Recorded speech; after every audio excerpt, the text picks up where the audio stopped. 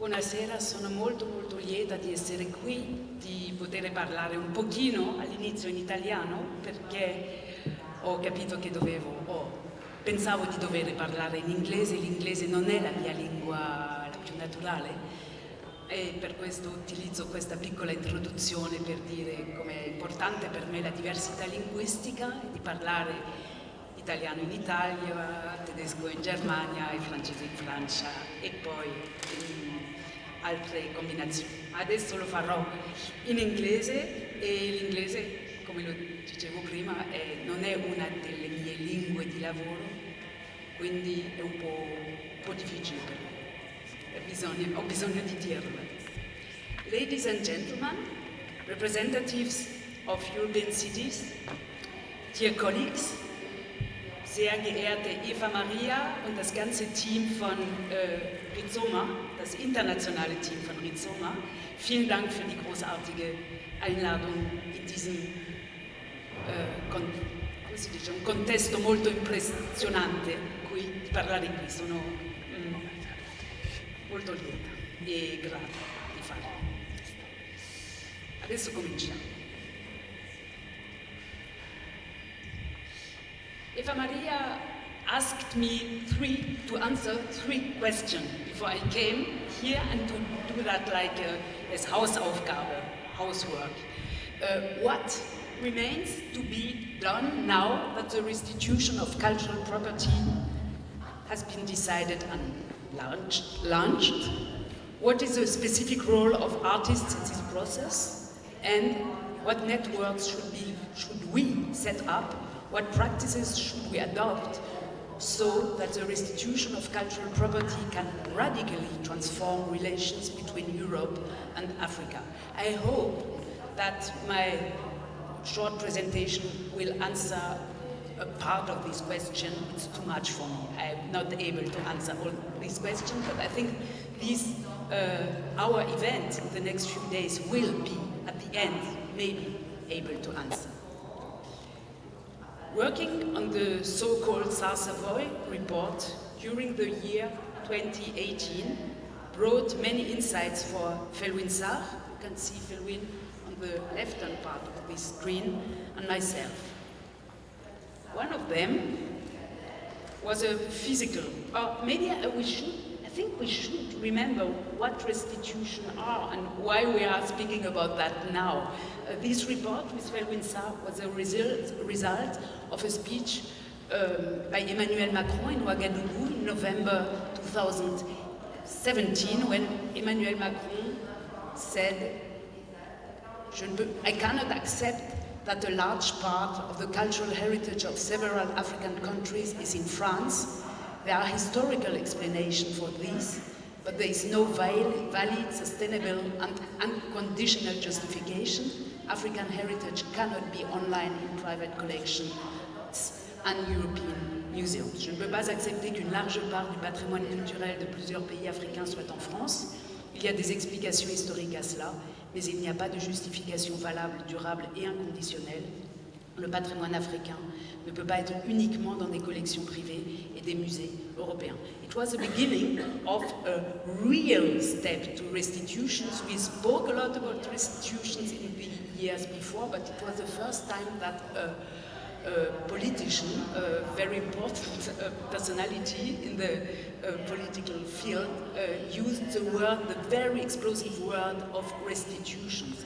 This word was like a taboo in France for 200 years. And this word and this speech was like a ball in a billiard game, and the ball touched other balls, and we have a Kettenreaktion in German, a chain reaction. He commissioned us, Felwine Sarr and myself, to write something about restitution, and one of the insights doing the work was a physical experience of the absence of African objects in their places of origin on the one hand, and nearly on the same day, their presence in French museums on the other hand. You can see here, if you can see it, the empty palace of Abomey in today's Republic of Benin. And here you see the objects plundered in this location by the French army in 1892 in the Musée du Quai Branly in 2018. And we had this physical experience to see the empty palace on a Thursday afternoon, and after a night flight to see the objects, the presence, to experience the presence the next day in the morning at the Musée du Quai Branly. That's a very important experience because normally you can't do this experience with your head. You can think about the absence of objects in museum if you see the objects, but to have it with your body, it's a privilege of mobility, and it's a very strong experience. Another insight was into how collective memory works. The project took us into a large number of archives in Paris, and once we were there, we were surprised to find that the work we were doing at that time and the restitution debate we were witnessing had actually happened before. To be precise, at the end of the 1970s. You can see here different documents from this period that I found in the archives of the Musée du Quai Branly, but also later in different archives in Germany, for example in the political archives of the Foreign Office, Auswärtiges Amt in Berlin, or in museums archives like in Stuttgart. And of course, although in the UK, here you can see some newspaper excerpts from the Londoner Times about the reclamation by Ghana in 1974 for the so-called Ashanti gold. All this archive material provided us evidence that the current restitution debate had already taken place 50 years before we, Felwine Sarr and myself, worked on it. Then we understand that this debate was genuinely transnational and already very advanced at that time. I tried to reconstruct this debate in the book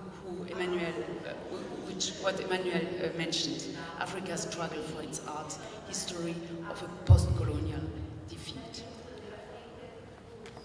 My presentation today is divided into 3 short chapters. The first one is called The Time for Denial is Over. It's not my title, but it's from this wonderful event. The second one, Artists as Players. And the third one, Letting Go. And I hope to answer your questions with this construction. The time for denial is over. The excellent title of the event that begins today has been really well chosen. It reminds us that only 5 years ago, in the heart of Berlin, but also in Brussels, Paris, and in many other cities of our Europe, leading museum officials and distinguished university professors had the audacity to openly declare that the collections from Africa held in our European public museums had in fact not been assembled under colonial circumstances. Some of them, in Berlin, where I live, downplayed and qualified colonial violence through emphasizing that the German colonial period had only lasted for a mere 34 years. Others, as in Paris, emotionalized the debate and used their authority to, I have to say, to drag to the mud those who, like my colleague Felwine Sarr and myself, fought for transparency about the history of the collections and for a new relational ethics between Europe and Africa. A French museum director denounced the report we wrote on behalf of Emmanuel Macron as a, I quote, cri de haine contre le concept même de musée, a form of hate speech against the very concept of a museum. I think it was not a hate speech, it was something like a love speech, because if you love museums, and that is my case, you need to have them understanding our contemporaneity, our time now, and you have to help them to come into the 21st century, and I love museums. A low point of this position of denial was certainly reached in the summer of 2017 in Berlin, when the president of the Stiftung Preußischer Kulturbesitz, a foundation managing the cultural property of Prussia, a state that has not existed since 1945, called the debate about colonialism and museums a summer recess debate, ein Sommerloch Thema, en français, un débat du trou de l'été. Et je ne peux pas m'empêcher de me demander qui était le trou dans cette histoire. Today, these statements feel already as if they belong to another era. The time for denial is over. Across Europe, it's clear today, and statistically proven, that a massive accumulation of African cultural heritage in public museums from Lisbon to Edinburgh and from Nantes to Vienna was not a side effect of colonization, but at the very heart of the colonial project. I show you, I hope you can see something, a map with a repetition of historical cultural heritage from Africa in the world. You see, on the African continent there are important collections, but not huge collections. In the USR they are very, they have a high quality, but they are not very numerous. And then you can see the situation in Europe with all our little state public museums. Paris has 69,000 objects from the sub-Saharan Africa, Berlin 75,000, the British Museum in London 69,000, Vienna 35,000, Brussels over 100,000, the little German town of Mannheim several thousands, etc., etc. At the Vatican in Rome, the numbers are unknown and the objects invisible, but the holdings believed to be one of the largest African collections in the world. In comparison, we see it, there's almost nothing on the African continent. All this is now common knowledge. What is also common knowledge now is the fact that the restitution project is not an idea of politically correct, woke people in Europe in the 2020s. The restitution project was formulated, articulated in Africa itself by intellectuals and artists in the 60s, immediately after the independences. In Africa, on the African continent, the first restitution claims were published just a few years after 1960. You can see here the cover of the magazine Bingo. It was a Francophone magazine printed in, or edited in Dakar with a huge Reichweite, circulation, thank you very much. And here you can see in this a number of bingo form, the 1st January 1965, one of the first major article devoted to the issue that I know of. It is entitled Rendez-nous l'art nègre. It was published in Dakar, in Bingo.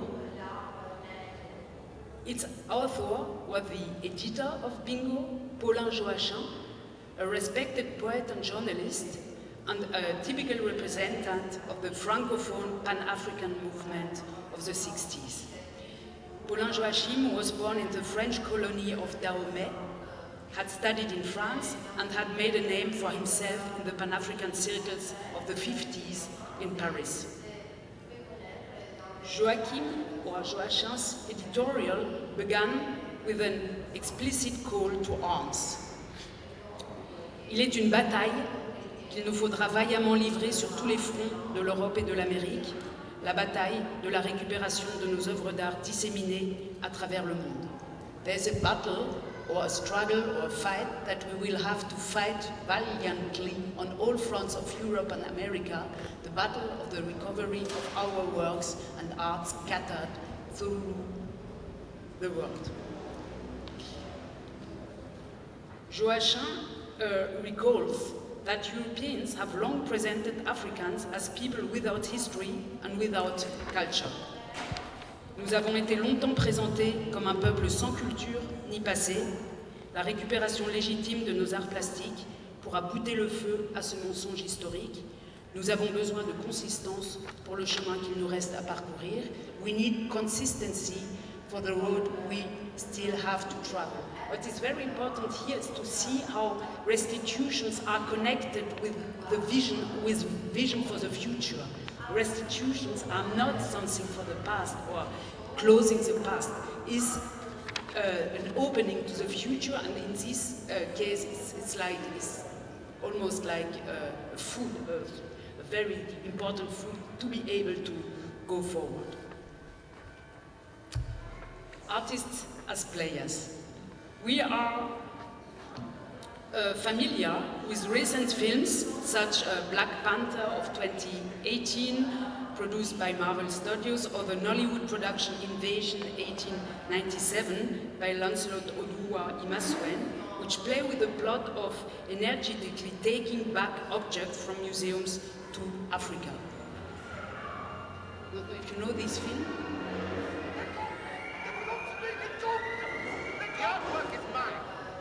Sorry, I think we need a little bit more power.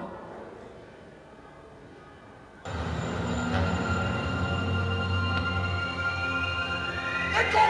It belongs to me! Let go! The artwork is mine. It belongs to my people. Benin in 1897. So I said we are familiar with these plots and these films, or I would say in Europe we are not very familiar because nobody knows this film in Europe, but it's a very important film in Nigeria, and we have a lot of other films outside of Europe with this motif of taking back objects from Europe. But we forget that even such plots were already being made in the 70s, and the idea of violent repossession was already present in many creative minds. I would like to give two examples of this. The first example, we will have the privilege and the luck to see it. I think it's a film, You Hide Me, by the Ghanaian Ni Kwate Owu from 1970s. Very interesting film, I think, because we have the possibility to see it after that. It is today. Yes. So I don't need to speak a lot about this film, but only that you know it's the first film by an artist about the restitution, and it would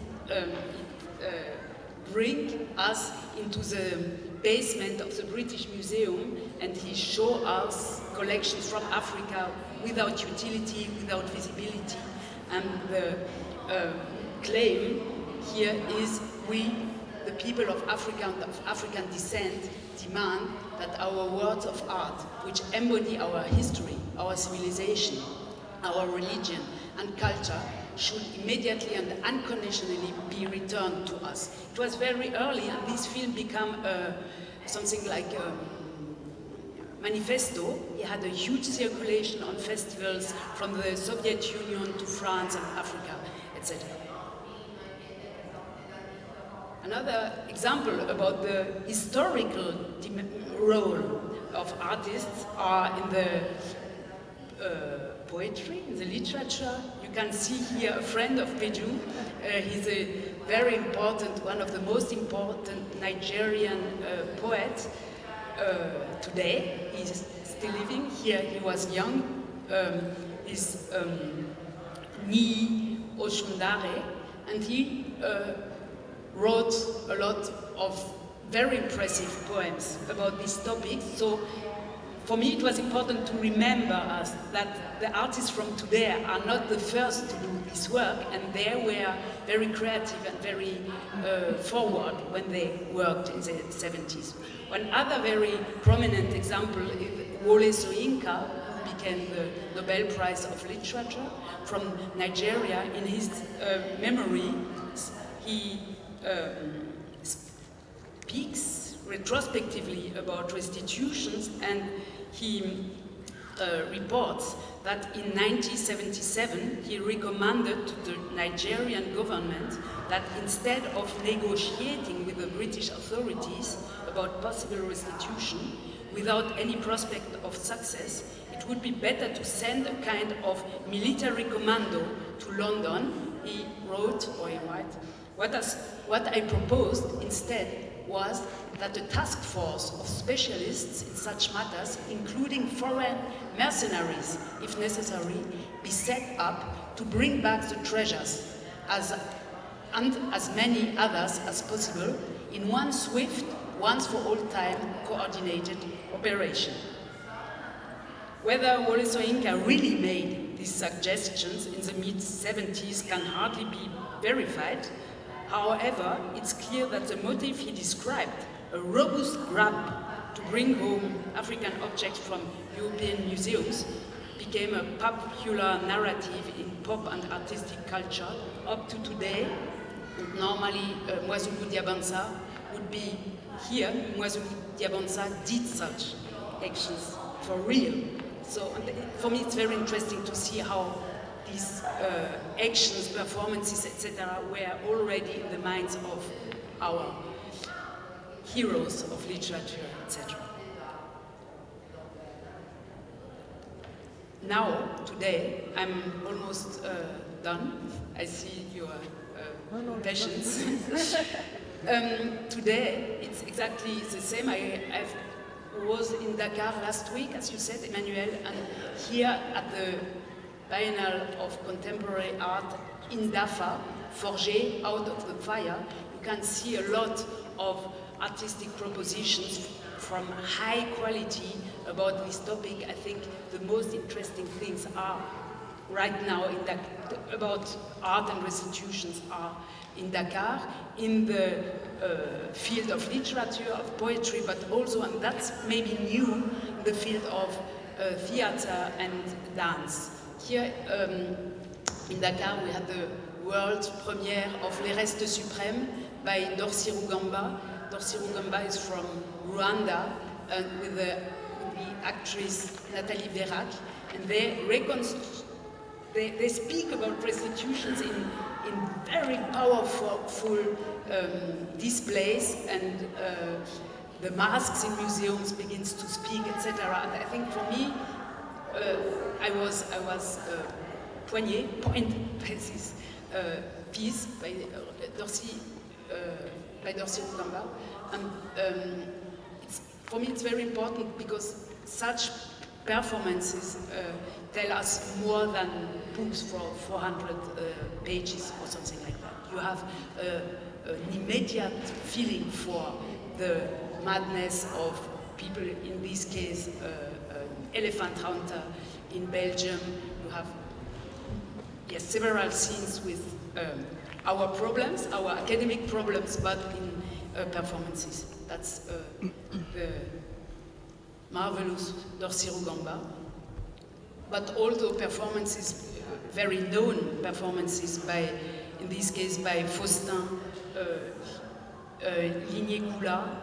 The performance here in Gorée last week by Dakar, but the performance was been had its world premiere at the Metropolitan Museum in 2017, and he, in this case, Faustin is speaking about the importance of sculpture for him personally in his diasporic context between Congo and Europe. And I'm sure, Peju, that's you, that you will tell us something about your artistic contribution to the debate, here in this case at the current exhibition in Cologne, I Miss You by Nanette Snoop at the Rautenstrauch Joost Museum, RJM. 1 minute more letting go. Your last question, Eva, was what networks should we set up, what practices should we adopt so that the restitution of cultural property can radically transform relations between Europe and Africa? This question is not very easy, very comfortable for me to answer because I'm an academic, I'm working in archives, and I think you, organizations like Rizoma and other organizations, are the people to answer this question.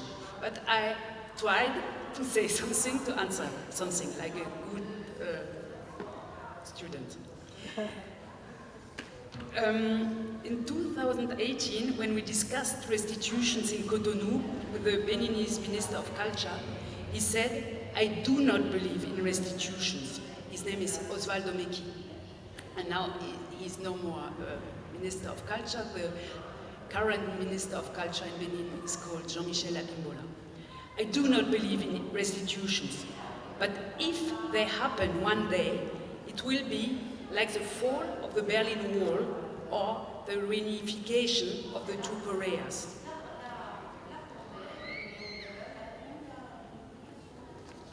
Si un jour Cotonou récupère ce que la France lui a pris, ce serait comme la chute du mur de Berlin ou la réunification des deux Corées, he said. Today, for African heritage in the world, we can say the Berlin Wall has fallen. A large gap has opened in this wall, and some countries like Benin and some cities like Cotonou or Porto Novo or Ouida are already largely committed to the future. For me personally, it is not a matter of continuing to demolish the rest of the wall with a little hammer, but I think it's important to demolish the rest. But I think it's not my job right now because with Felwine Sarr we have the feeling of having contributed to have this gap. For me, it's very important now to observe those who today, on the African continent and in the diasporas, in Dakar, Lubumbashi, Accra, Lagos, Benin City, Ibadan, Douala, Cotonou, or even here in Palermo, are working to reconnect and to re-socialize objects with their societies of origin and their societies from today and from tomorrow. There is no more beautiful project, and I want to show you the atmosphere, the mood in Cotonou when the objects came back in. The objects are only 26 in number, but 2.5 tons of royal cultural heritage from Abomey. That's a little...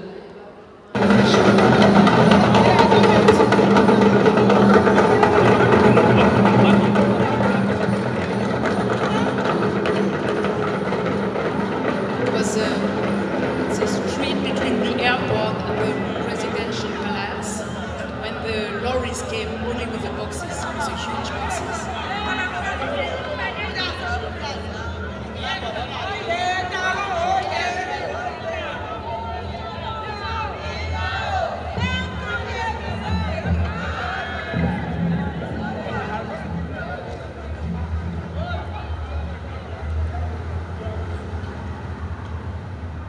That's Felwine Sarr filming the situation.